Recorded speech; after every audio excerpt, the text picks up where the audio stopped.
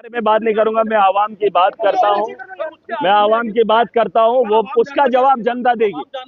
देखिए, वो आवाम जानेगी, मुझे खुद भी नहीं पता है। वो उसका जवाब आवाम जानेगी, उसके बारे में पता करेगी। ये लड़ाई आवाम लड़ सकती है, कानूनी लड़ाई आवाम लड़ सकती है। ऐवान में महराज को भेजा है, यहाँ पर मैं उनकी नुमाइंदगी करूंगा। देखिए, वो चीजें बाद की अरेस्ट करके क्या हिंदुस्तान के इस आइन में क्या फांसी लग जाएगी?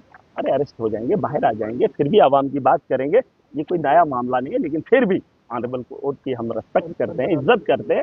अब जिन लोगों ने उसको हथियार बनाया है, जिन लोगों का ये पेशा रहा है, कोर्ट इंसाफ के लिए था, लेकिन बड़े बड़े लोगों ने ये अपना ताकत बनाया है।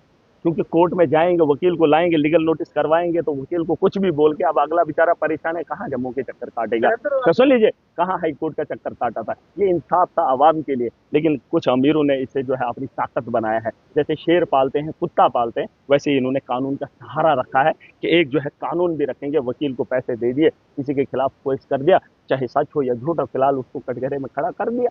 लेकिन फिलहाल लोगों को इस खौफ से भी निकालेंगे। पहले सियासत का डर था, अब कानून का डर लोगों को दिखाया जा रहा है। अब आवाम लड़ेगी, मैं यहाँ उनकी लड़ाई लड़ूंगा, मैं पता करूंगा। लेकिन कुछ लोगों ने मुझे राजनीति सिखाई, जिसका आपके पास जीता जागता सबूत महराज है। ईमानदारी की सियासत उन्होंने बेईमानी की थी, लेकिन उन्हीं लोगों ने मुझे मजबूर करके, मुझे दरिया में तैरना नहीं आता था, धक्का लगाकर जब ठोका गया तो मुझे हाथ पांव मारने पड़े। उस दरिया से मैंने तैरना सीखा है और उनके उस धक्के ने मुझे इस मकाम तक पहुंचाया।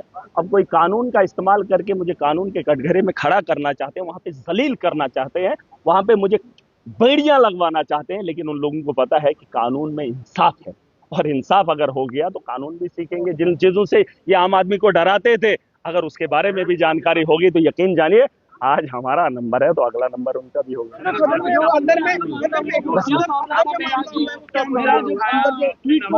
देखिए, ट्वीट पे मुझे बहस नहीं करनी, ना आपको उस पर उतना बात करनी चाहिए। कट मोशन आम है, सैकड़ों के कट मोशन आए हैं। अब उस पर 20 मिनट जो हाउस के अंदर चर्चा हुई, मुझे अच्छा नहीं लगा। देखिए, अगर मैं स्पीकर होता तो मैं उस पर बहस ही नहीं करता। सीधी चर्चा चाहते थे, वही परा ने किया। उन्होंने तो 10 साल से भाजपा के साथ स्टेट को खत्म किया। अब सवाल उसी 10 साल के लिए, तो उस पर बहस करना जरूरी नहीं था। वो मिसलीड नहीं कर सकते। मुद्दा ये है कि आप फिलहाल अगर प्रेस में हैं, अगर आप सच में हमदर्दी जम्मू कश्मीर से रखते हैं, ये आदमी है जिसने 2.5 करोड़ का घोटाला किया है। सुन लीजिए, 2.5 करोड़ का घोटाला किया है, और ये मैं नहीं कह रहा हूँ, ये एसीबी कह रही है। और इसमें इनको जो है मिला है कि आप इस पे कार्रवाई कर लीजिए। 2 महीने बंदे को रिटायरमेंट को हो रहे हैं, वो बंदा अगर उसके खिलाफ एफआईआर नहीं लगती है, उसके खिलाफ कार्रवाई नहीं होती है, तो बताओ जिन बच्चों के साथ गला घोंटा है, जिन बच्चों को हटाकर एक ही परिवार के, अभी कोई बोल रहा था मुसलमानों के, वो तो कश्मीर के मुसलमान है, 9 फैमिली में जिनको 9 को मुलाजमत मिली है। मैं तो कह रहा हूँ उनके खिलाफ कार्रवाई करो, करे ना उनके खिलाफ।